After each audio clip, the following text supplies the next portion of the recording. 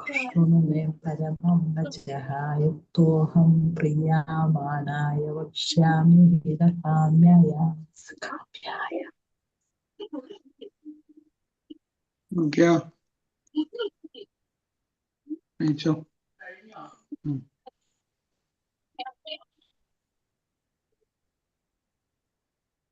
हरे कृष्णा। ओम नमो भगवते वासुदेवाय। ओम नमो भगवते वासुदेवाय। ओम नमो भगवते वासुदेवाय। ओम अज्ञानतिमिरान्धस्य ज्ञानाञ्जनाशलाकय चक्षुरुन्मीलितं येन तस्मै श्रीगुरवे नमः। नमो विष्णुपादाय कृष्णप्रेष्ठाय भूतले श्रीमते भक्तिवेदान्त स्वामिनिति नामिने। नमस्ते सारस्वते देवे गौरवाणी प्रचारिणे निर्विशेष शून्यवादी पाश्चात्य देशतारिणे।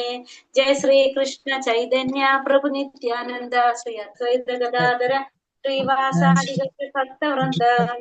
हरे कृष्ण कृष्ण कृष्ण हरे हरे हरे राम राम राम हरे हरे। ഹരേ കൃഷ്ണ. ശ്രീ ശ്രീ രാധാ ഗോവിന്ദ് ടെമ്പിൾ ഇസ്കോൺ ബാംഗ്ലൂരിന്റെ ഭഗവത്ഗീത ക്ലാസ്സിലേക്ക് എല്ലാവർക്കും സ്വാഗതം. ഹരേ കൃഷ്ണ. എല്ലാവർക്കും പ്രണാമം. നമ്മൾ ഇന്ന് അധ്യായം 10 വിഭൂതി യോഗം, ഭഗവാന്റെ വിഭൂതിയെ കുറിച്ചാണ് പറയുന്നത്. ഇന്നലെ നമ്മളോട് ഭഗവാൻ പറഞ്ഞത് ഭക്തിയെ കുറിച്ചാണ് പറഞ്ഞത് അല്ലെ. ഭക്തിയുടെ സേവനത്തെ കുറിച്ചാണ് നമ്മൾ ഇന്നലത്തെ അധ്യായത്തിൽ കണ്ടത്. അപ്പൊ ഭഗവാൻ പറഞ്ഞത് എപ്പോഴും ഭഗവാനിൽ മനസ്സർപ്പിക്കണം, ഭഗവാന്റെ ഭക്തനാവണം, ഭഗവാൻ ആരാധിക്കുകയും പ്രണമിക്കുകയും ചെയ്യണം. അങ്ങനെ ഭഗവാനിൽ മുഴുകിയിരിക്കുന്നവർക്ക് തീർച്ചയായിട്ടും ഭഗവാനെ പ്രാപിക്കാൻ സാധിക്കുന്നതാണ് ഭഗവാൻ ഇന്നലത്തെ അധ്യായത്തില് പറഞ്ഞത്. എന്താ ഈ ക്ലാസ്സിലൊന്നും ആരുമില്ലാത്ത? മഴ കാരണം കൊണ്ടാണോ?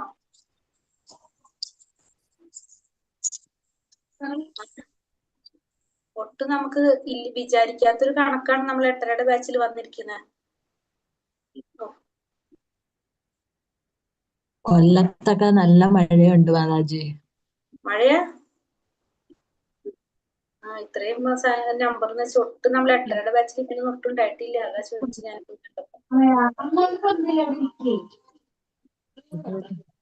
ഹരേ കൃഷ്ണ. അപ്പൊ അധ്യായം 10 വിഭൂതി യോഗം. അപ്പൊ വിഭൂതി എന്ന് വെച്ചാൽ എന്താണ്? ശ്രീ ശ്രീ രാധാ ഗോവിന്ദിക്ക് ജയ്, ശില പ്രഭുപാദിക്ക് ജയ്. വിഭൂതി എന്ന് വെച്ചാൽ എന്താണ്?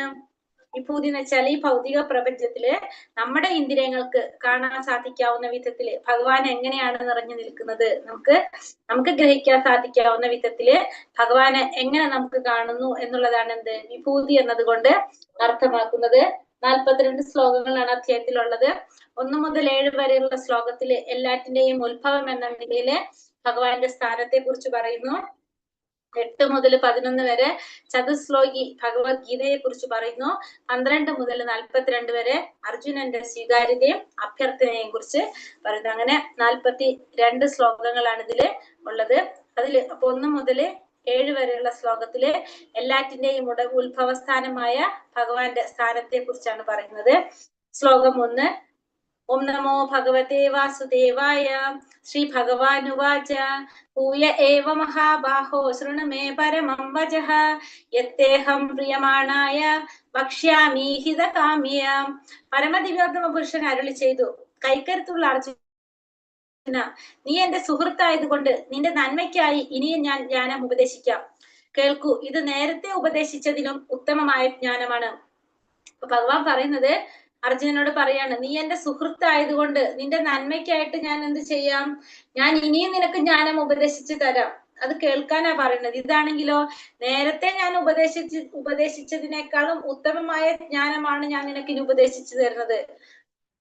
അപ്പൊ നേരത്തെ പറഞ്ഞതിനേക്കാളും ശ്രേഷ്ഠമായിട്ടുള്ള ജ്ഞാനമാണ് ഇനി ഞാൻ നിനക്ക് പറഞ്ഞു തരാൻ പോകുന്നതെന്നാണ് ഭഗവാനോട് പറഞ്ഞത്. അപ്പൊ ഭഗവാൻ എന്ന വാക്കിന് നമ്മൾ 2ാമത്തെ അധ്യായത്തിൽ പഠിച്ചു. പരാശര മഹർഷി നൽകിയ നിർവചനം: ബലം, കീർത്തി, ധനം, ജ്ഞാനം, സൗന്ദര്യം, ത്യാഗം, ഈ 6 വിഭൂതികളും ഐശ്വര്യങ്ങളും തികഞ്ഞവനാണ് ആര്? ഭഗവാൻ എന്ന് പരാശര മഹർഷി പറഞ്ഞിട്ടുണ്ട്. നമേ വിദുസുരഗണ പ്രഭവം ന മഹർഷയഃ അഹമാദിർഹി ദേവാനാം മനുഷ്യാണാം ച സർവശഃ എന്റെ ഉൽപ്പത്തി, വിഭൂതി എന്നിവയെ പറ്റി ദേവന്മാർക്കോ ഋഷികൾക്കോ അറിഞ്ഞുകൂടാ. ഏത് വിധത്തിലും അവരുടെ എല്ലാം ഉത്ഭവസ്ഥാനം ഞാനാണ്. അപ്പൊ എന്റെ ഉൽപ്പത്തിയെ കുറിച്ചോ വിഭൂതിയെ കുറിച്ചോ ദേവന്മാർക്കോ ഋഷികൾക്കോ ആർക്കും അറിയാൻ സാധിക്കില്ല. എല്ലാ തരത്തിലും എല്ലാവരുടെയും ഉത്ഭവസ്ഥാനം ആര് തന്നെയാണ്? ഭഗവാൻ തന്നെ. അപ്പൊ ഭഗവാനിൽ നിന്നാണ് എല്ലാവരും വന്നിരിക്കുന്നത്. അതുകൊണ്ട് അവർക്ക് ആർക്കും എന്ത് അറിയില്ല? ഭഗവാന്റെ ഉത്ഭവത്തെ കുറിച്ച് അറിയാനായിട്ട് അവർക്ക് ആർക്കും സാധിക്കില്ല. കൃഷ്ണനെ തന്റെ യഥാർത്ഥ അവസ്ഥയിൽ മനസ്സിലാക്കാൻ ആർക്കും കഴിവില്ല. അതിനാൽ അവിടുത്തെ അഹേതുകമായ കാരുണ്യത്താൽ ഭഗവാൻ അവരെ അനുഗ്രഹിക്കാൻ വേണ്ടി അവതരിക്കുന്നു. ഭഗവാന്റെ അസാധാരണ പ്രവർത്തികൾ കണ്ടിട്ട് കൂടി ഭൗതിക ശക്തിയുടെ മാലിന്യം ബാധിച്ച ഈ ഊഹാപോഹപ്പെടുക്കൾ അവ്യക്തിഗത ബ്രഹ്മമാണ് പരമോന്നതൻ എന്ന് ചിന്തിക്കുന്നു. അപ്പൊ ഭഗവാനെ ആർക്കും അറിയാൻ സാധിക്കില്ല. ഭഗവാന്റെ കാരുണ്യം കൊണ്ട് ഭഗവാൻ അതുകൊണ്ട് നമ്മളെ അനുഗ്രഹിക്കാൻ വേണ്ടിയിട്ട് ഭഗവാൻ അവതരിച്ചു കൊണ്ടേയിരിക്കും. അപ്പൊ ഈ ഭഗവാന്റെ അസാധാരണമായിട്ടുള്ള പ്രവർത്തികൾ കണ്ടിട്ട് പോലും ഈ ഭൗതിക മാലിന്യം പിടിച്ചവർക്ക് എന്ത് അറിയുന്നില്ല? ഭഗവാൻ ആരാണെന്ന് മനസ്സിലാക്കാൻ സാധിക്കില്ല. ഭഗവാൻ അവ്യക്തിക ബ്രഹ്മമാണെന്നാണ് ആര് ചിന്തിക്കുന്നത്? ഇത്തരക്കാര് ചിന്തിക്കുന്നത്.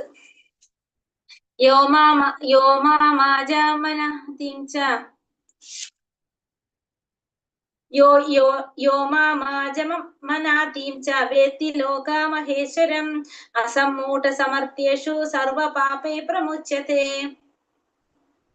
ജനനമില്ലാത്തവനും തുടക്കമില്ലാത്തവനും സർവലോകേശ്വരനുമാണ് ഞാനെന്നറിയുന്നവർ മാത്രം വ്യാമോഹം തീർത്ത് പാപമുക്തനാകുന്നു. അപ്പോ ജനനമില്ലാത്തവനാണ് ഞാൻ, തുടക്കമില്ലാത്തവനാണ് ഞാൻ, സ്വർഗലോക ഈശ്വരനാണ് ഞാൻ, സർവലോക ഈശ്വരനാണ് ഞാൻ എന്നറിയുന്നവർ മാത്രം എന്താണ്? വ്യാമോഹമൊക്കെ തീർന്ന് പാപമുക്തനാകും. അപ്പോ ഭഗവാൻ എന്തില്ല? ജനനമില്ല, തുടക്കവും ഇല്ല, അവസാനവും ഇല്ല. സർവലോക ഈശ്വരനാണ് ഭഗവാൻ എന്ന് മനസ്സിലാക്കുന്നവർക്കാണ് എന്ത് സാധിക്കുക? പാപമുക്തനാകാനായിട്ട് സാധിക്കുന്നത്. 7-ാം അധ്യായത്തിൽ പറയുന്നുണ്ട്, മനുഷ്യാണം സഹസ്രേഷു കശ്ചിത് യത്തതി സിദ്ധയേന്ന്. അങ്ങനെ ആത്മസാക്ഷാത്കാരത്തിന്റെ തലത്തിലേക്ക് ഉയരാൻ ശ്രമിക്കുന്നവര് സാമാന്യരല്ല. ആത്മസാക്ഷാത്കാരത്തെ കുറിച്ച് അറിഞ്ഞുകൂടാത്ത കോടാനുകോടി ജനങ്ങളെക്കാൾ സമുത്കൃഷ്ടരാണ് എന്ത്?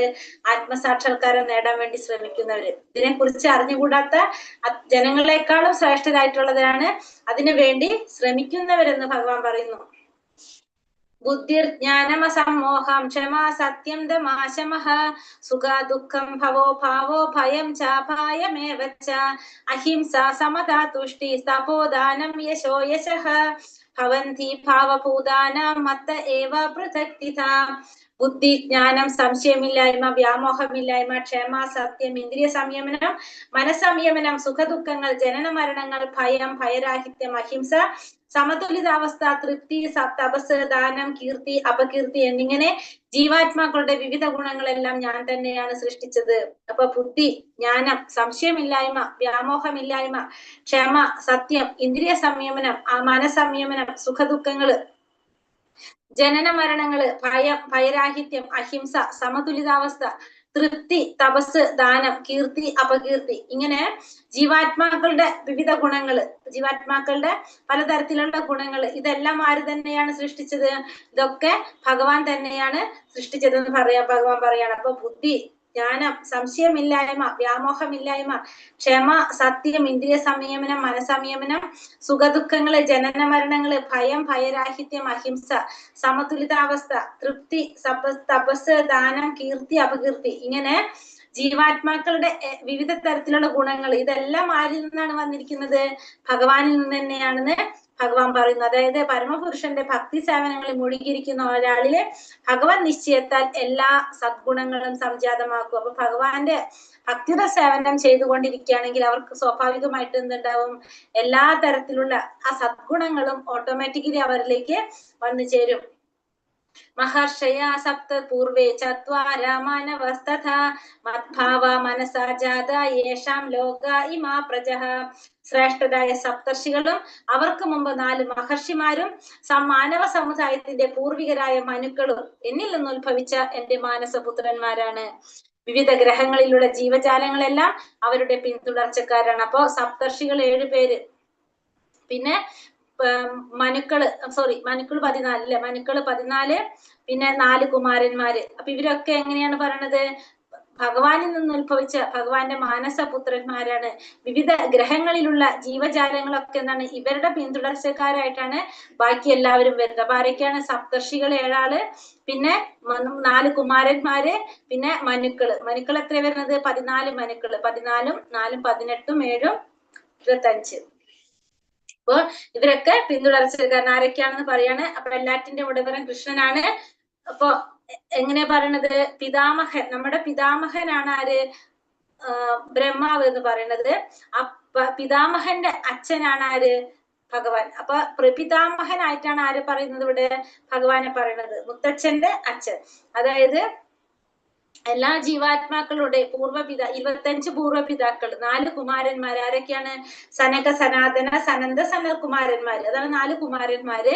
പിന്നെ സപ്തർഷികള് 7 പേര് ആരൊക്കെയാണ്? കശ്യപ മഹർഷി, അത്രി മഹർഷി, വസിഷ്ഠ മഹർഷി, വിശ്വാമിത്രൻ, ഗൗതമൻ, ജമദഗ്നി, ഭരദ്വാജൻ. അങ്ങനെ സപ്തർഷികൾ 7 14 മനുക്കള്, സ്വയംഭുവ മനു, സരോചിഷ മനു, ഉത്തമ മനു, താമസ രൈവത മനു, ചാക്ഷുഷ മനു, വൈവസ്വത മനു, സാവർണി മനു, ദക്ഷസാവർണി, ബ്രഹ്മസാവർണി, ധർമ്മസാവർണി, രുദ്രസാവർണി, ദേവസാവർണി, ഇന്ദ്രസാവർണി. അങ്ങനെ 14 മനുക്കൾ. അപ്പൊ 14ഉം 4 18 25 പേര്. 25 പേര് നമ്മുടെ ജീവാത്മാക്കളുടെ പൂർവ്വപിതാക്കളാണ്.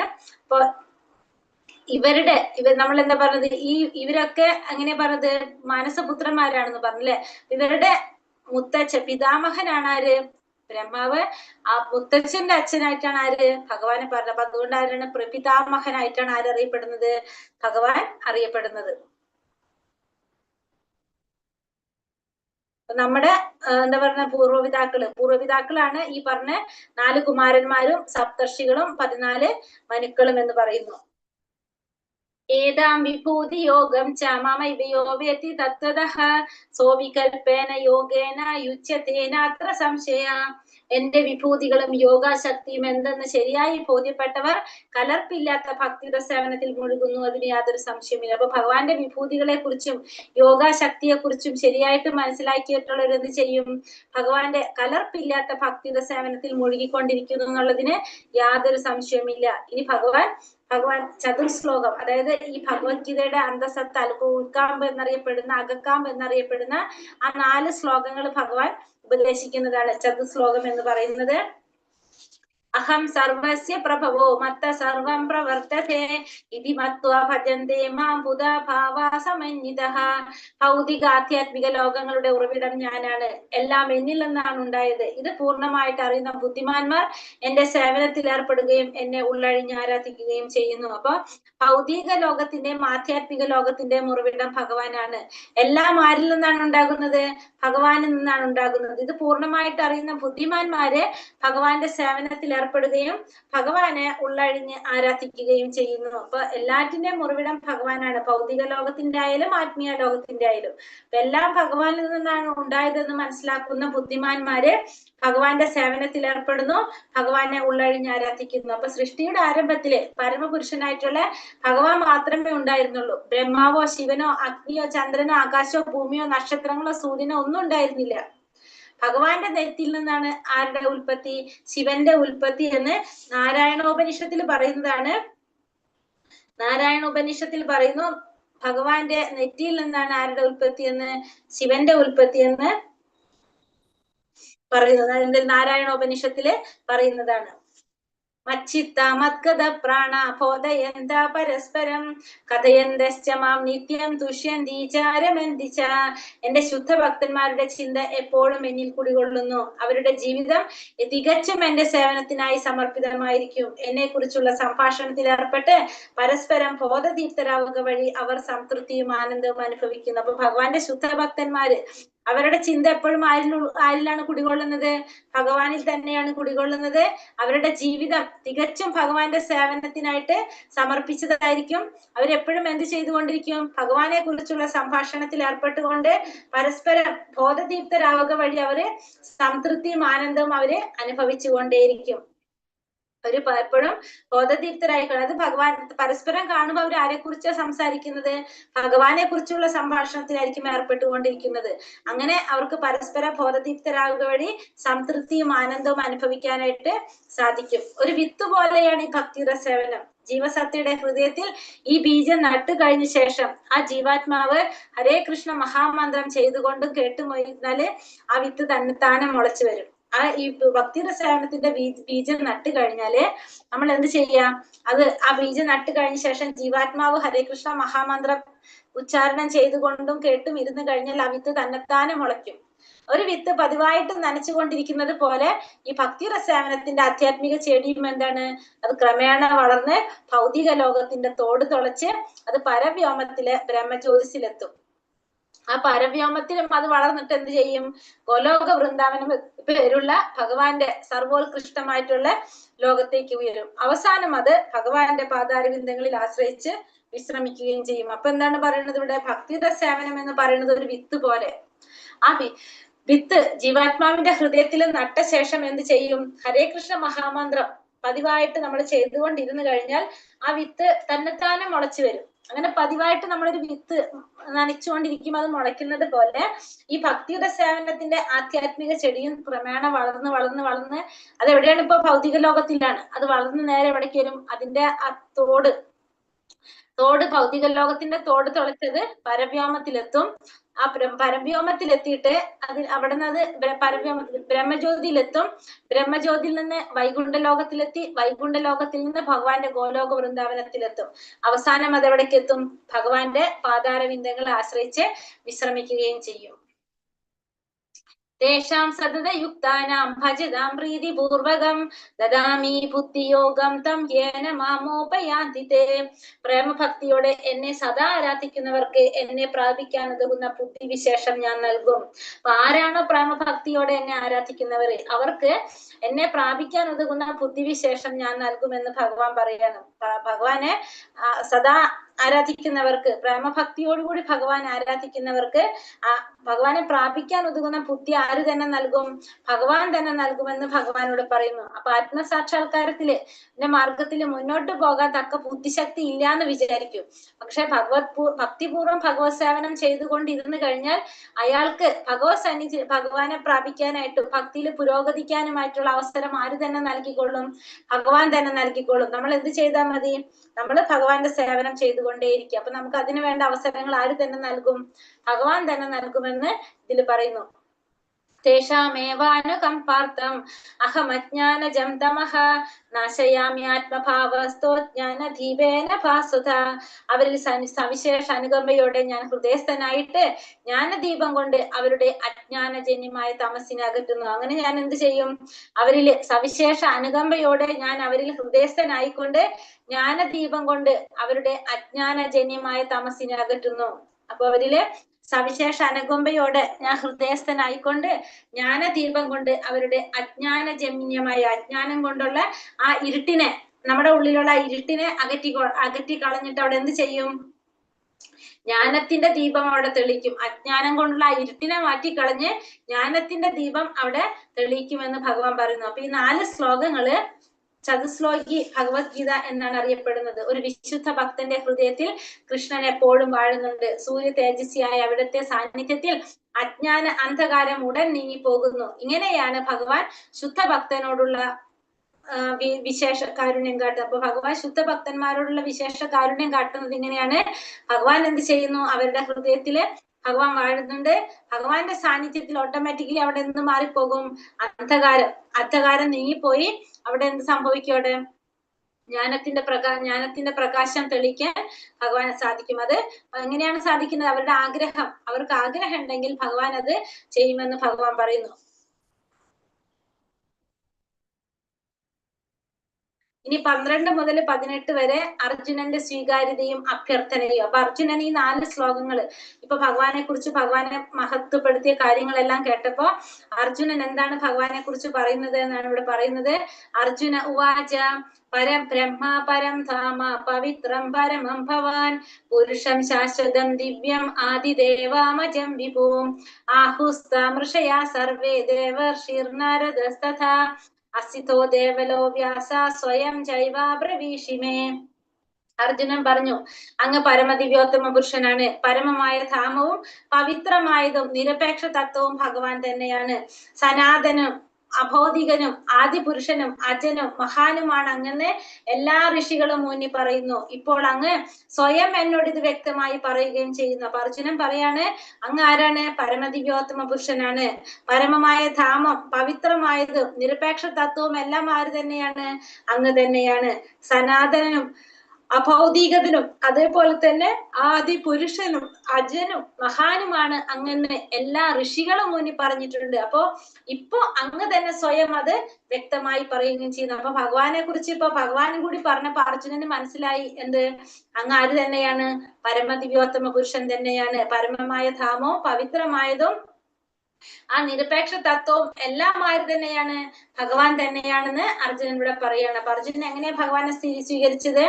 പരം ബ്രഹ്മ പരം ധാമ പവിത്രം പരമം ഭവാൻ പുരുഷം ശാശ്വതം ദിവ്യം ആദിദേവം അജം വിദുഹു എന്നാ പറഞ്ഞത് അല്ലെ. അപ്പൊ പരം ബ്രഹ്മമാണ് അങ്ങ്, പരമമായ സത്യമാണ്, പരമമായ സ്ഥാനമാണ്, പിന്നെ പവിത്രമാണ്, ശുദ്ധമായതും ഭൗതികതയും കൊണ്ട് മലിനമാകാത്തതാണ് ഭഗവാൻ, പിന്നെ പരമമായ സത്യമാണ് ഭഗവാൻ. ഒരു വ്യക്തിയെ അങ്ങ് ഒരു വ്യക്തിയാണ്, പരമോന്നത ആസ്വാദകനാണ് അങ്ങ്, പിന്നെ ശാശ്വതമാണ്, നിത്യമായിട്ടുള്ളതാണ്, ദിവ്യമായിട്ടുള്ളത്, അതീന്ദ്രിയമായിട്ടുള്ളതാണ്, ആദിദേവനാണ് ഭഗവാൻ, ജനനരഹിതനാണ്, സർവോന്നതനാണ് ഭഗവാൻ. പിന്നെ എല്ലാ ആചാര്യന്മാരും സ്വീകരിച്ചു. അതായത് നാരദൻ, അസിതൻ, ദേവലൻ, വ്യാസൻ ഇവരൊക്കെ അത് സമ്മതിച്ചതാണ്. മാത്രമല്ല അങ്ങ് സ്വയം ഇപ്പോ എന്നോടത് വ്യക്തമായി പറയുകയും ചെയ്തു. ദേവന്മാർക്കോ ദാനവന്മാർക്കോ അവിടുത്തെ വ്യക്തിത്വം മനസ്സിലാക്കാൻ കഴിയില്ല. അപ്പൊ ആർക്കും എന്ത് സാധിക്കില്ല? ഭഗവാനെ കുറിച്ച് അറിയാനായിട്ട് ആർക്കും സാധിക്കില്ല എന്നുള്ളതും ഭഗവാൻ ഇവിടെ ഇപ്പൊ വ്യക്തമാക്കി തന്നു.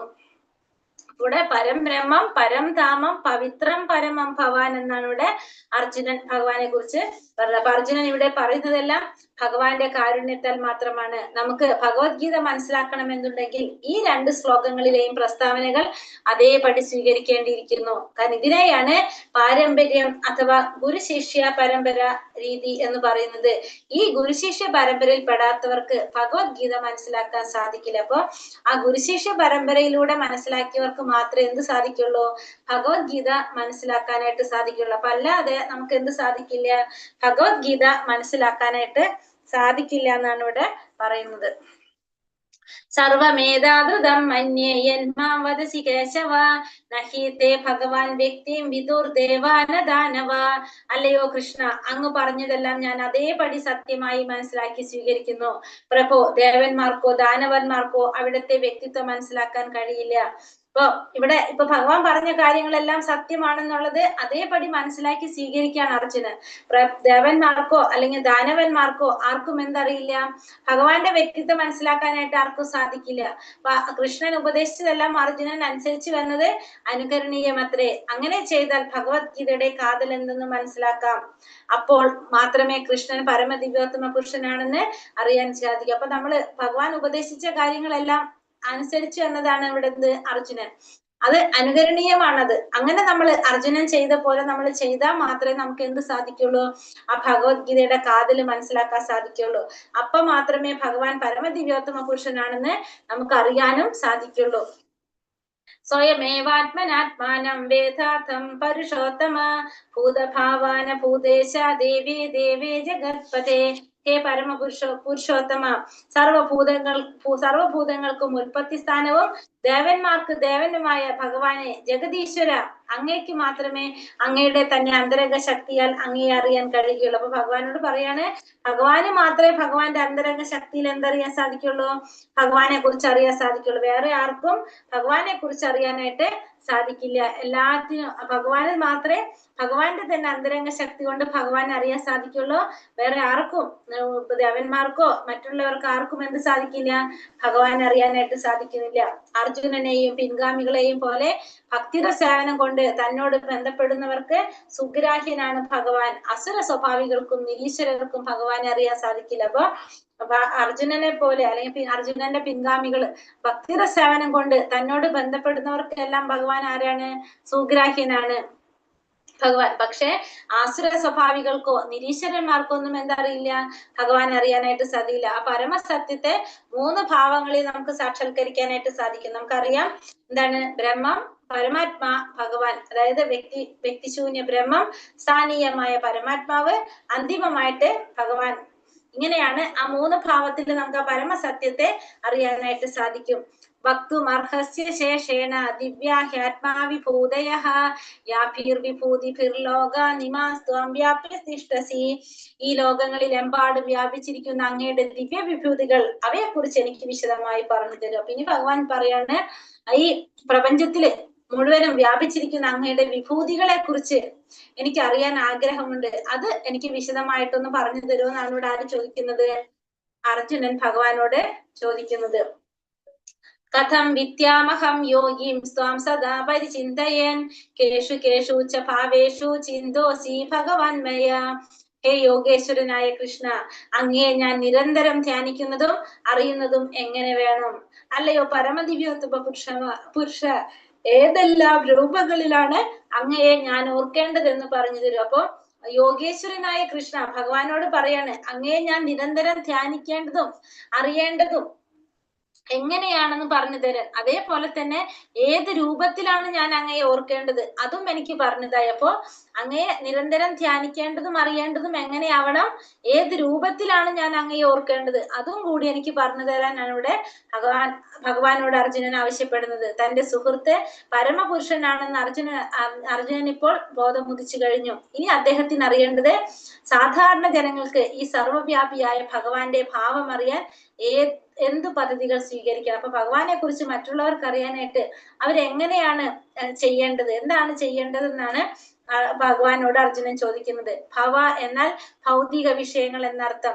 ഭൗതികവാദികൾക്ക് കൃഷ്ണനെ ആധ്യാത്മിക ഭാവേന ഗ്രഹിക്കാനാവാത്തത് കൊണ്ട് അവർ ഭൗതികങ്ങളായ ഉപാധികളിലൂടെ കൃഷ്ണൻ സ്വയം ആവിഷ്കരിക്കുന്നത് എങ്ങനെയാണെന്നറിയാൻ ഏകാഗ്ര മനസ്സോടെ ശ്രമിക്കണം. അപ്പൊ ഭവ എന്ന് വെച്ചാൽ എന്താണ്? ഭൗതിക വിഷയങ്ങള്. ഭൗതികവാദികൾക്ക് എന്താണ്? കൃഷ്ണനെ ആധ്യാത്മിക ഭാവേന ഗ്രഹിക്കാനാവാത്ത ഭൗതികവാദികൾക്ക് എന്ത് സാധിക്കില്ല? ഭഗവാൻ അറിയാനായിട്ട് സാധിക്കില്ല. ആത്മീയമായ രീതിയിൽ, ആധ്യാത്മിക രീതിയില് ഗ്രഹിക്കാനായിട്ട് ആർക്ക് സാധിക്കില്ല? ഭൗതികവാദികൾക്ക് സാധിക്കില്ല. അവര് ഭൗതികങ്ങളായ ഉപാധികളിലൂടെ കൃഷ്ണൻ സ്വയം ആവിഷ്കരിക്കുന്നത് എങ്ങനെയാണെന്ന് അറിയാനായിട്ട് അവരെന്ത് വേണം? ഏകാഗ്ര മനസ്സോടെ അവർ ശ്രമിച്ചാൽ മാത്രമേ അവർക്ക് ഭഗവാനെ കുറിച്ച് അറിയാനായിട്ട് സാധിക്കുള്ളൂ. അല്ലാതെ ഭൗതികവാദികൾക്ക് എന്ത് സാധിക്കില്ല? ഭഗവാനെ കുറിച്ച് അറിയാനായിട്ട് സാധിക്കില്ല. അപ്പൊ ഭഗവാൻ എന്താ പറയുന്നത്? അർജുനൻ പറയാണ്, വിസ്തരേണാത്മനോ യോഗം വിഭൂതി ച ജനാർദ്ദന ഭൂയ കഥയ തൃത്തിർഹി ശൃണോത്തോ നാസ്തി മേ മൃതം. അങ്ങയെ പറ്റി കേട്ടിട്ട് എനിക്ക് ഒരിക്കലും മതി വരുന്നില്ല. കേൾക്കും തോറും അങ്ങയുടെ വാക്കുകളാകുന്ന അമൃതത്തെ ആസ്വദിക്കാൻ തോന്നുന്നു. ഹേ ജനാർദ്ദന, അങ്ങയുടെ വിഭൂതികളെ പറ്റി, അവയുടെ യൗകിക പ്രഭാവത്തെ പറ്റി വീണ്ടും വിശദമായി വിവരിച്ചു തന്നാലും. അപ്പോ അങ്ങയെ പറ്റി കേട്ടിട്ട് എനിക്ക് മതി വരുന്നില്ല. കേൾക്കും തോറും അങ്ങയുടെ വാക്കുകളാകുന്ന അമൃതത്തെ ആസ്വദിക്കാനായിട്ട് തോന്നിക്കൊണ്ടേയിരിക്കുകയാണ്. അപ്പൊ അതുകൊണ്ട് അങ്ങയുടെ വിഭൂതികളെ കുറിച്ചും അതിന്റെ യൗകിക പ്രഭാവത്തെ കുറിച്ചും എനിക്ക് വിശദമാക്കി തന്നാലും എന്നാണ് ഇവിടെ ഭഗവാനോട് അർജുനൻ പറയുന്നത്. കൃഷ്ണനെ കുറിച്ചുള്ള വിവരണം എന്തും അമൃതോപമം തന്നെയാണ്. പ്രായോഗിക പരിശീലനം കൊണ്ട് സാധിക്കാവുന്നതാണ് ഈ അമൃതാസ്വാദനം. ആധുനിക കഥകൾക്കും നോവലുകൾക്കും ചിത്രങ്ങൾക്കും അതീന്ദ്രിയങ്ങളായ ഭഗവത് ലീലകളെ കുറിച്ചുള്ള വിവരണങ്ങളുമായിട്ട് വലിയ വ്യത്യാസമുണ്ട്. അപ്പോ ഭഗവാന്റെ ലീലകളെ കുറിച്ചും ഭഗവാന്റെ കർമ്മങ്ങളെ കുറിച്ചും അതാണ് അതീന്ദ്രിയമായിട്ട് പറയുന്നത്. അതും ആധുനിക കഥകള്, നോവലുകള്, ചരിത്രങ്ങള് ഇത് തമ്മിൽ എന്താണ്? വളരെയധികം വ്യത്യാസമുണ്ട്. ഭൗതിക കഥാശ്രവണം കാലക്രമേണ മടുപ്പുണ്ടാക്കുന്നതാണ്. പക്ഷെ ഭഗവാന്റെ കഥകൾ കേൾക്കുന്നവർക്ക് ഒരിക്കലും എന്തുണ്ടാവില്ല? മടുപ്പുളവാക്കുന്നില്ല. അത് നമുക്ക് ഒരിക്കലും മടുപ്പുളവാക്കുന്നില്ല. നമുക്ക് എന്തിലേക്ക് നയിക്കുകയാണത്? സാക്ഷാത്കാരത്തിലേക്ക്, ആത്മീയമായിട്ടുള്ള ഒരു പരിശുദ്ധിയിലേക്ക് നമ്മളെ നയിക്കുന്നതാണത്. ഇനി അർജുനന്റെ ആഗ്രഹപ്രകാരം ഭഗവാന്റെ വിഭൂതികളെ പറ്റി പറയുന്നതാണ് അടുത്ത ശ്ലോകങ്ങളിൽ പറയുന്നത്. ശ്രീ ഭഗവാനുവാച ഹന്തതേ കഥയിഷ്യാമി ദിവ്യാഹ്യാത്മാ വിഭൂതയ പ്രാധാന്യത കുരു ശ്രേഷ്ഠ നാസ്ത്യന്തോ വിസ്തരസ്യ മേ. ഭഗവാൻ പറഞ്ഞു, അർജുന, ഭാസുരങ്ങളായ എന്റെ വിഭൂതികളെ പറ്റി ഞാൻ ഇനി പറഞ്ഞു തരാം. പ്രാധാന്യമുള്ളവയെ പറ്റി മാത്രം. വിസ്തരിക്കുകയാണെങ്കിൽ അവയ്ക്കൊരിക്കലും എന്തില്ല, അവസാനമില്ല. അപ്പൊ വിസ്തരിച്ച് പറയുകയാണെങ്കിൽ ഇതിനൊന്നും ഒരിക്കലും അവസാനം ഉണ്ടാവില്ല. അതുകൊണ്ട് പ്രധാനപ്പെട്ടതിനെ കുറിച്ച് മാത്രം ഞാൻ പറഞ്ഞു തരാമെന്നാണ് ഭഗവാൻ പറയുന്നത്.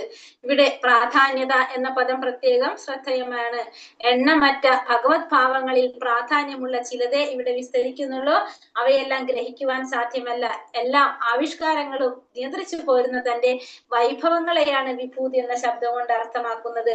അമരകോശത്തിൽ വിഭൂതിക്ക് അസാമാന്യമായ ഐശ്വര്യം എന്ന അർത്ഥം കൽപ്പിച്ചിട്ടുണ്ട്. അമരകോശത്തിൽ എന്ന് പറഞ്ഞിരിക്കുന്ന അസാമാന്യമായ ഐശ്വര്യം എന്നാണ് പറയുന്നത് വിഭൂതി എന്നതുകൊണ്ട്. വിഭൂതി എന്ന് പറഞ്ഞാല് എല്ലാ ആവിഷ്കാരങ്ങളെയും നിയന്ത്രിച്ചു പോരുന്ന തന്റെ വൈഭവങ്ങളെയാണ് എന്ത് പറയുന്നത്, വിഭൂതി എന്ന് പറയുന്നത്. അപ്പൊ പ്രധാനപ്പെട്ടത് മാത്രമാണ് ഇവിടെ വിവരിക്കുന്നത് എന്ന് ഭഗവാൻ പറയണം. അപ്പൊ ആദ്യം പറയുന്നു, അഹമാത്മാ ഗുഡാകേശ സർവഭൂതാശയസ്ഥിത അഹമാദിശ്ച മധ്യം ച ഭൂതാനാമന്ത ഏവച. ഹേ അർജുന, ജീവജാലങ്ങളുടെ എല്ലാം ഹൃദയത്തിൽ സ്ഥിതി ചെയ്യുന്ന പരമാത്മാവാണ് ഞാൻ. അവയുടെ തുടക്കവും മധ്യവും അവസാനവും ഞാൻ തന്നെ. അപ്പൊ ഞാൻ എങ്ങനെയാ ഭഗവാൻ പറയുന്നത്, ഞാൻ പരമാത്മാവാണ്. എല്ലാ ജീവജാലങ്ങളുടെയും ഹൃദയത്തിൽ സ്ഥിതി ചെയ്യുന്ന പരമാത്മാവ് ഞാനാണ്. അപ്പൊ എല്ലാറ്റിന്റെയും തുടക്കവും മധ്യവും അവസാനവും ആര് തന്നെയാണ്, ഞാൻ തന്നെയാണെന്ന് ഭഗവാൻ പറയുന്നു. ഗുഡാകേശൻ എന്നതിന് നിദ്ര, തമസിനെ ജയിച്ചവൻ എന്നർത്ഥം. അജ്ഞതയുടെ അന്ധകാരത്തിൽ ഉറങ്ങുന്നവർക്ക് ഭൗതിക ആധ്യാത്മിക ലോകങ്ങളിൽ ഭഗവാൻ നാനാരൂപങ്ങളിലൂടെ സ്വയം ആവിഷ്കരിക്കുന്നത് എങ്ങനെയെന്ന് മനസ്സിലാക്കുവാൻ കഴിയില്ല. അർജുനൻ അത്തരം അന്ധകാരത്തിന് അതീതനാകിയാൽ പരമദിവ്യോത്തമ പുരുഷൻ തന്റെ വിവിധ ഐശ്വര്യങ്ങളെ പറ്റി വിവരിച്ചു കൊടുക്കാൻ സമ്മതിക്കുന്നു. അപ്പോൾ ഗുഡാകേശൻ എന്ന് പറഞ്ഞ എന്താണ്, നിദ്ര അല്ലെങ്കിൽ തമസിനെ ജയിച്ചവൻ എന്നാണ് അർത്ഥമാക്കുന്നത്. അജ്ഞതയുടെ അന്ധകാരത്തിൽ ഉറങ്ങുന്നവർക്ക് എന്തുണ്ടാവില്ല, ഈ ഭൗതിക ആധ്യാത്മിക ലോകങ്ങളിൽ ഭഗവാന്റെ നാനാ രൂപങ്ങളിലുള്ള ൂടെ സ്വയം ആവിഷ്കരിക്കുന്നത് എങ്ങനെയെന്ന് മനസ്സിലാക്കാനായിട്ട് അവർക്ക് സാധിക്കില്ല. എങ്ങനെയുള്ളവർക്ക്, അജ്ഞതയുടെ അന്ധകാരത്തിൽ ഉറങ്ങുന്നവർക്ക്. അർജുനൻ അത്തരം അന്ധകാരത്തിന് അതീതനായത് കൊണ്ട് തന്നെ ആ പരമദിവ്യോത്തമ പുരുഷൻ തന്റെ വിവിധ ഐശ്വര്യങ്ങളെ പറ്റി വിവരിച്ചു കൊടുക്കാനായിട്ട് സമ്മതിക്കണം. അപ്പൊ അർജുനൻ എന്തുകൊണ്ടാണ് സമ്മതിച്ചു കൊടുക്കുന്നത്, അർജുനൻ ഇത്തരത്തിലുള്ള അന്ധകാരത്തിന് അതീതനായത് കൊണ്ടാണ് അർജുനന് ഭഗവാൻ ഈ വിഭൂതികളെ കുറിച്ച്, ഐശ്വര്യങ്ങളെ കുറിച്ച് വിവരിച്ചു കൊടുക്കാനായിട്ട് സമ്മതിക്കുന്നത്. അപ്പൊ ഇവിടെ ഭഗവാൻ വിഭൂതികളെ കുറിച്ച് പറയാണ്, ആദിത്യാനാമഹം വിഷ്ണുർ ജ്യോതിഷാം രവിരംശുമാൻ മരീചിർ മരുതാമസ്മി നക്ഷത്രാണാമഹം ശശി. ആദിത്യന്മാരുടെ കൂട്ടത്തിൽ വിഷ്ണുവും, ജ്യോതിസുകളിൽ ദീപ്തിമത്തായ സൂര്യനും, മരുത്തുകളിൽ മരീചിയും, നക്ഷത്രങ്ങളിൽ ചന്ദ്രനുമാണ് ഞാൻ. അപ്പൊ ആദിത്യന്മാരുടെ കൂട്ടത്തില് ഞാൻ ആരാണ്, വിഷ്ണുവാണ്. പിന്നെ ജ്യോതിസുകളില് ദീപ്തിമത്തായ സൂര്യനാണ്. അതുപോലെ തന്നെ മരുത്തുകളിൽ മരീചിയാണ്, നക്ഷത്രങ്ങളിൽ ചന്ദ്രനാണ് ഞാൻ എന്ന് ഭഗവാൻ പറയുന്നു.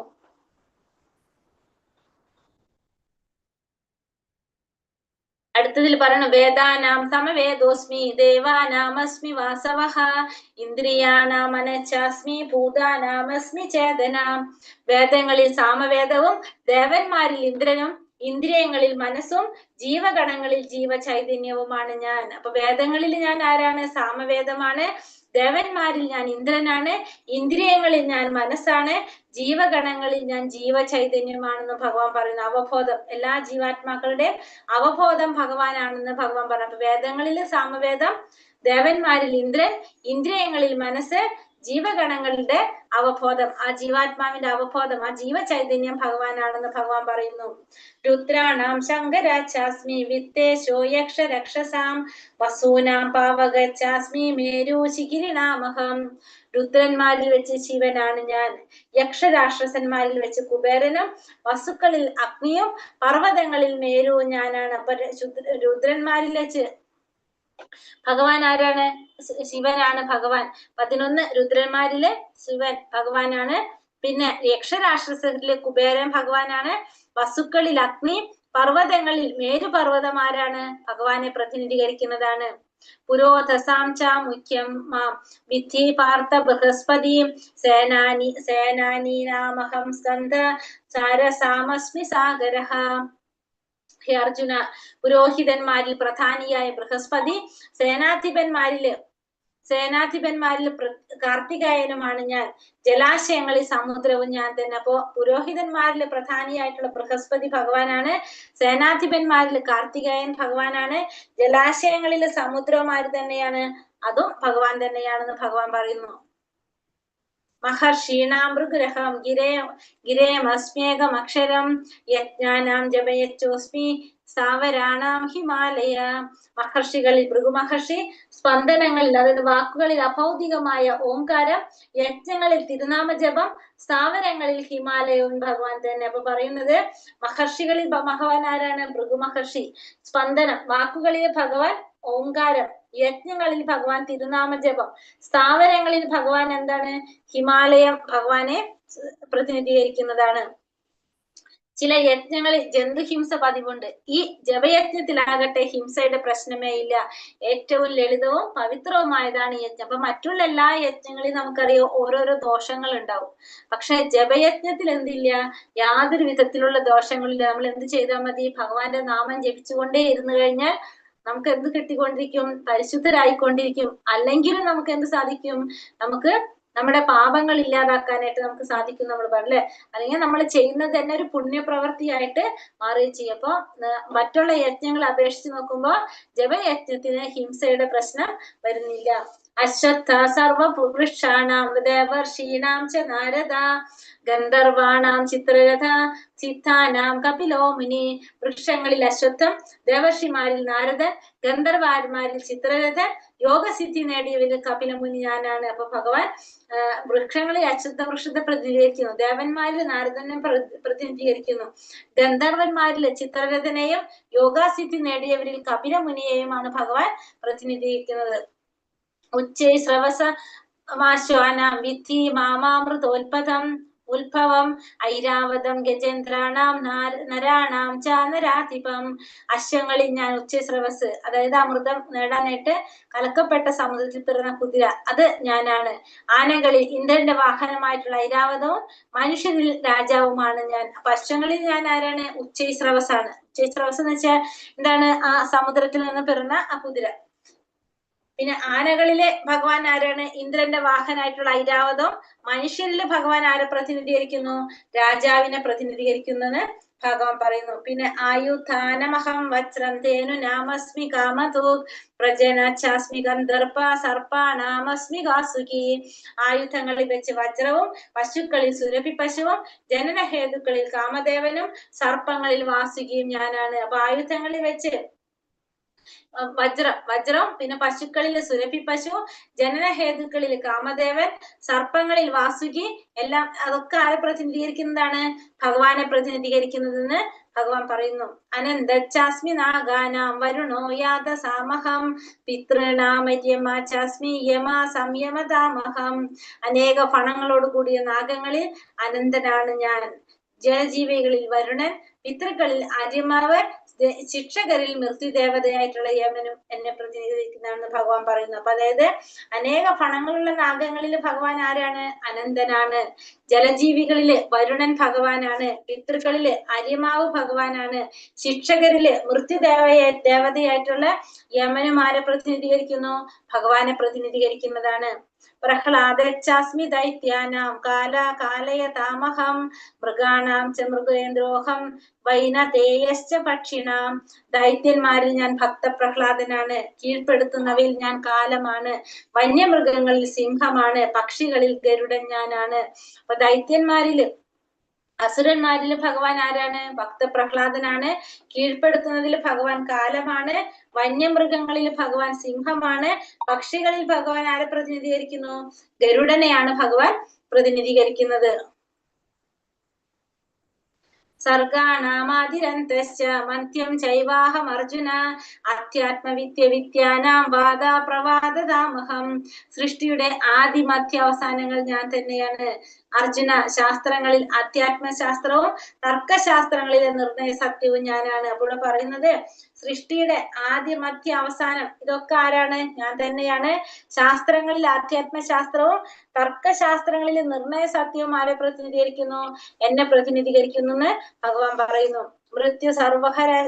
മൃത്യു സർവാഹരശ്ചാഹം അത്ഭുദ്ഭാവശ്ച ഭവിഷ്യതാം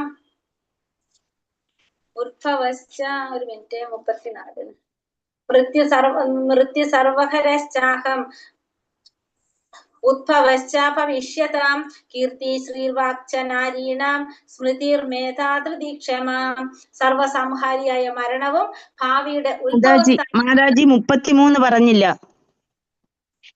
31 പറഞ്ഞില്ല. അതെങ്ങനെ പോയപ്പോ?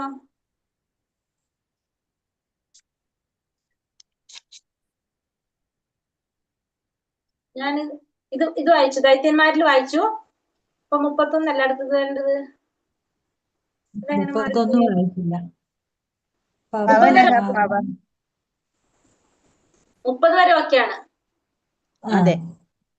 ഓക്കെ. പവനാമസ്മി രാമശസ്ത്രാഭിരുദാമഹം ചക്ഷാണാമകരച്ചാസ്മി സ്രോതസാമസ്മി ജാനവി. ശുദ്ധീകരിക്കുന്നതിൽ ഞാൻ കാറ്റാണ്, ആയുധധാരികളിൽ ഞാൻ രാമനാണ്, മത്സ്യങ്ങളിൽ ഞാൻ സ്രാവാണ്, ഒഴുകുന്ന നദികളിൽ ഞാൻ ഗംഗയാണ്. അപ്പൊ ശുദ്ധീകരിക്കുന്നതിൽ ഞാൻ എന്താണ്? കാറ്റാണ്. ആയുധധാരികളിൽ ഞാൻ രാമനാണ്, മത്സ്യങ്ങളിൽ ഞാൻ സ്രാവാണ്, ഒഴുകുന്ന നദികളിൽ ഞാൻ ആരെ പ്രതിനിധീകരിക്കുന്നു? ഗംഗാ നദിയെ പ്രതിനിധീകരിക്കുന്നെന്ന് ഭഗവാൻ പറയുന്നു. ഈ 32ാമത്തെ ശ്ലോകത്തിൽ പറയുന്നു, സർഗാണാമാതിരന്തശ്ച മധ്യം ചൈവാഹം അർജുന അധ്യാത്മവിദ്യാനാം വാദ പ്രവദാമഹം. സൃഷ്ടിയുടെ ആദിമധ്യ അവസാനങ്ങൾ ഞാൻ തന്നെ അർജുന. ശാസ്ത്രങ്ങളിൽ അധ്യാത്മശാസ്ത്രവും തർക്കശാസ്ത്രങ്ങളിൽ നിർണയ സത്യവുമാണ് ഞാൻ. അപ്പൊ സൃഷ്ടിയുടെ ആദ്യവും മധ്യ അവസാനം ഞാൻ തന്നെയാണ്. ശാസ്ത്രങ്ങളുടെ അധ്യാത്മശാസ്ത്രവും തർക്കശാസ്ത്രങ്ങളില് അത് നിർണയ സത്യമായി തന്നെ ഭഗവാൻ തന്നെയാണെന്ന് ഭഗവാൻ പറയുന്നു. അക്ഷരാണാമകാരോസ്മി ദ്വന്ദ്വ സാമാസികസ്യ ച അഹമേവാക്ഷയ കാലോ തദാഹം വിശ്വതോമുഖം. അക്ഷരങ്ങളിൽ അകാരം, സമാസങ്ങളിൽ ദ്വന്ദ്വ സമാസവുമാണ് ഞാൻ. അനവസാനമായ കാലവും സൃഷ്ടികർത്താവിൽ ബ്രഹ്മാവും ഞാൻ തന്നെയാണ്. അപ്പൊ അക്ഷരങ്ങളിൽ അകാരം ഭഗവാനെ പ്രതിനിധീകരിക്കുന്നു. സമാസം ദ്വന്ദ്വ സമാസം നമ്മൾ പറഞ്ഞ ഇതല്ലെങ്കിൽ അത്, രണ്ടെണ്ണത്തിൽ വരുന്നത്. അപ്പൊ ദ്വന്ദ്വ സമാസം ഭഗവാനെ പ്രതിനിധീകരിക്കുന്നു. അനവസാനമായിട്ടുള്ള കാലവും സൃഷ്ടികർത്താവിൽ ഞാൻ ആരാണ്? ബ്രഹ്മാവാണെന്ന് ഭഗവാൻ പറയുന്നു. മൃത്യു സർവാഹരശ്ചാഹം ഉദ്ഭവശ്ചാഭവിഷ്യതാം കീർത്തിശീർവാക്ച നാരീണാം സ്മൃതിർമേധാതൃതീക്ഷമാം. സർവസംഹാരിയായ മരണവും ഭാവിയുടെ ഉത്ഭവസ്ഥാനവും സ്ത്രീകളിൽ യശസ്, ഭാഗ്യം, സുന്ദര സംഭാഷണം, ഓർമ്മശക്തി, ബുദ്ധി, സ്ഥൈര്യം, ക്ഷമ എന്നിവയും ഞാനാണ്. അപ്പൊ പറയുന്നത് സർവസംഹാരിയായിട്ടുള്ള മരണം, ഭാവിയുടെ ഉത്ഭവസ്ഥാനം, സ്ത്രീകളിലെ യശസ്, ഭാഗ്യം, സുന്ദര ഭാഷണം, ഓർമ്മശക്തി, ബുദ്ധി, സ്ഥൈര്യം, ക്ഷമ ഇതൊക്കെ ആര് തന്നെയാണ്? എല്ലാം ഭഗവാൻ തന്നെയാണെന്ന് ഭഗവാൻ പറയുന്നു. ബൃഹത്സാമ തഥാ സാമ്നം ഗായത്രി ഛന്ദസാമഹം മാസാനാം മാർഗശീർഷോഹം ഋതൂനാം കുസുമാകരഃ. സാമവേദ സൂക്തങ്ങളിൽ ബൃഹത്സാമവും അതുപോലെ തന്നെ ഛന്ദസ്സുകളിൽ വെച്ച് ഗായത്രി മന്ത്രവും മാസങ്ങളിൽ മാർഗശീർഷ മാസം ഋതുക്കളിൽ വസന്തവുമാര് തന്നെ? ഭഗവാൻ തന്നെ. അപ്പൊ സാമവേദ സൂക്തം അതിൽ ബൃഹത്സാമം, ഛന്ദസ്സുകളിൽ വെച്ച് ഗായത്രി മന്ത്രം, മാസങ്ങളില് മാർഗശീർഷ മാസം, ഋതുക്കളിൽ വസന്തവും ആര് തന്നെയാണ്? ഇതൊക്കെ ഭഗവാനെ പ്രതിനിധീകരിക്കുന്നതായിട്ടാണ് ഭഗവാൻ ഇവിടെ പറയുന്നത്.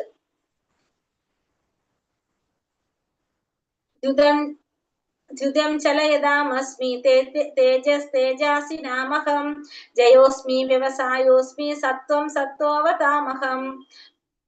വഞ്ചകരുടെ ചൂതുകളിയും തേജസ്വികളുടെ തേജസ്സും ഞാനാകുന്നു. ജയവും സത് ഉദ്യമവും ശക്തരുടെ കരുത്തും ഞാൻ തന്നെ. അപ്പൊ വഞ്ചകരുടെ ചൂതുകളി ഭഗവാനാണ്, തേജസ്വികളുടെ തേജസ് ഭഗവാനാണ്, ജയവും ഭഗവാനാണ്, സത് ഉദ്യമങ്ങൾ നല്ല ഉദ്യമങ്ങളെല്ലാം, ശക്തന്മാരുടെ കരുത്ത് ഇതെല്ലാം ആരെ പ്രതിനിധീകരിക്കുന്നതാണ്?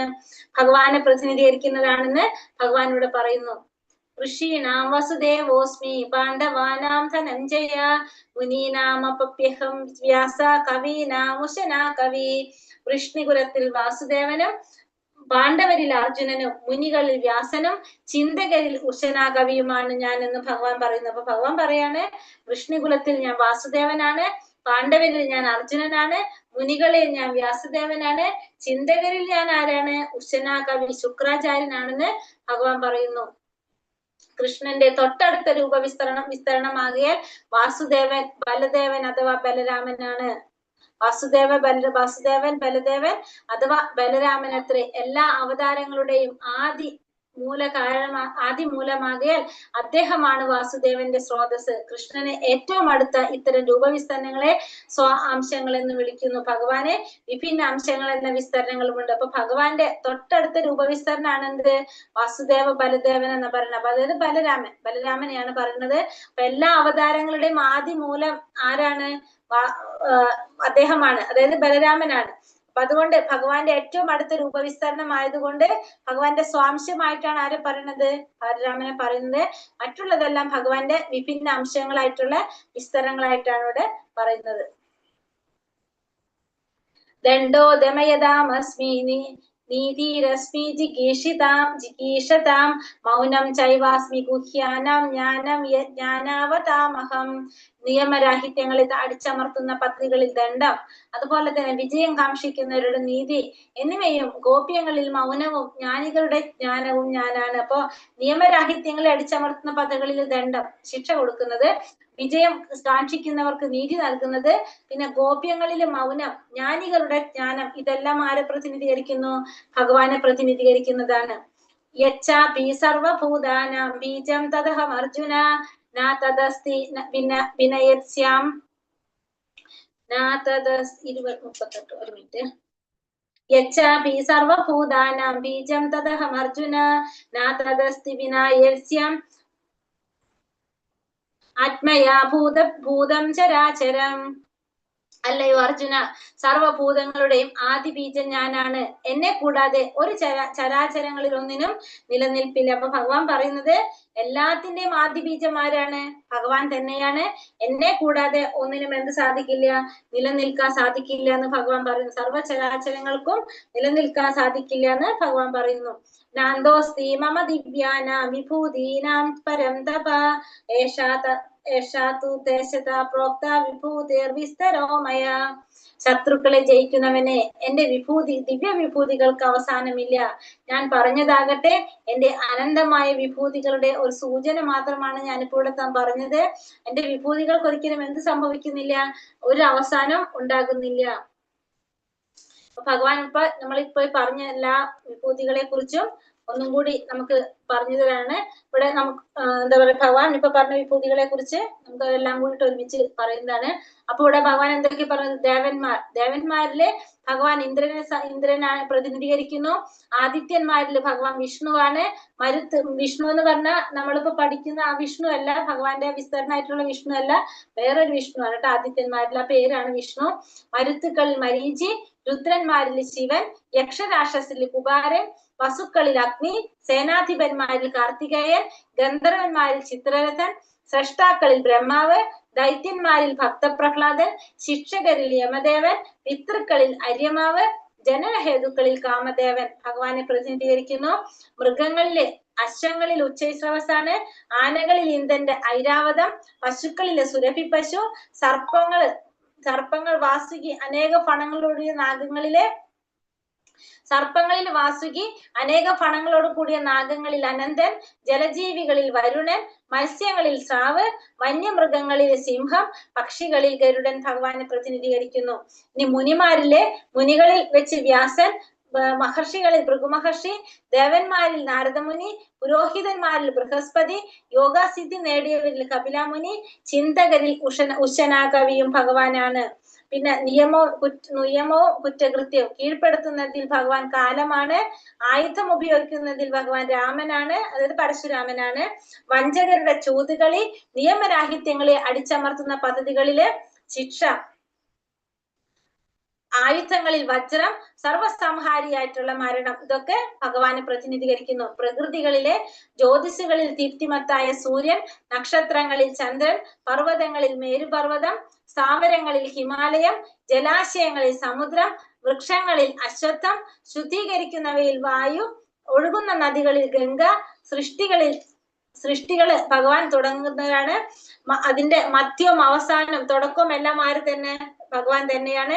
മാസങ്ങളിൽ മാർഗശീർഷ മാസം, ഋതുക്കളിൽ വസന്തകാലം, അനവസാനമായ കാലം, ഋതുക്കളിൽ വസന്തകാലം, പിന്നെ അനവസാനമായിട്ടുള്ള കാലം, എന്നെ കൂടാതെ ചരാചരങ്ങൾക്കൊന്നും എന്തില്ല, നിലനിൽപ്പില്ല എന്ന് ഭഗവാൻ പറയുന്നു. പിന്നെ ഗുണങ്ങളിൽ ജ്ഞാനികളുടെ ജ്ഞാനം, ഗോപ്യങ്ങളിൽ മൗനം, വിജയം കാക്ഷിക്കുന്നവരുടെ നീതി, തേജസ്വികളുടെ തേജസ്, സ്ത്രീകളുടെ യശസ്, ഭാഗ്യം, സുന്ദര ഭാഷണം, ഓർമ്മശക്തി, ബുദ്ധി, സ്ഥൈര്യം, ക്ഷമ തുടങ്ങിയത്.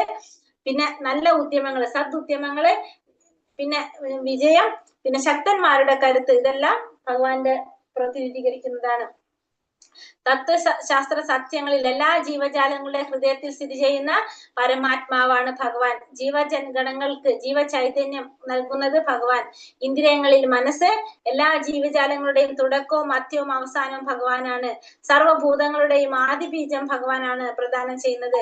ഭാവിയുടെ ഉത്ഭവസ്ഥാനവും ഛന്ദസ്സുകളിൽ ഗായത്രി മന്ത്രം, അക്ഷരങ്ങളില് അകാരം അക്ഷരം, പിന്നെ അതുപോലെ തന്നെ സമാസങ്ങളിൽ ദ്വന്ദ് സമാസം, ശാസ്ത്രങ്ങളിൽ ആധ്യാത്മശാസ്ത്രം, തർക്കശാസ്ത്രങ്ങളിൽ നിർണയ സത്യം, സാമവേദ സൂക്തങ്ങളിൽ ബൃഹത് സാമം, ഇതൊക്കെ ആര് പ്രതിനിധീകരിക്കുന്നു?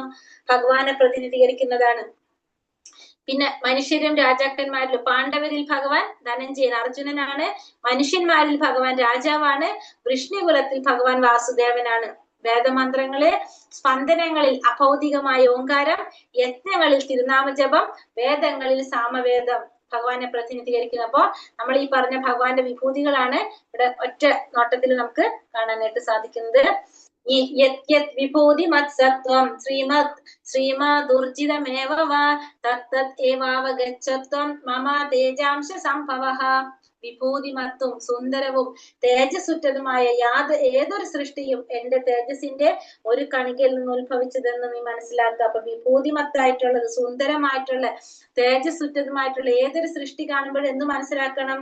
ഭഗവാന്റെ തേജസ്സിന്റെ ഒരു കണികയിൽ നിന്നാണ് ഇത് ഉത്ഭവിച്ചത് എന്നുള്ളത് നമ്മൾ മനസ്സിലാക്കേണ്ടതാണ്.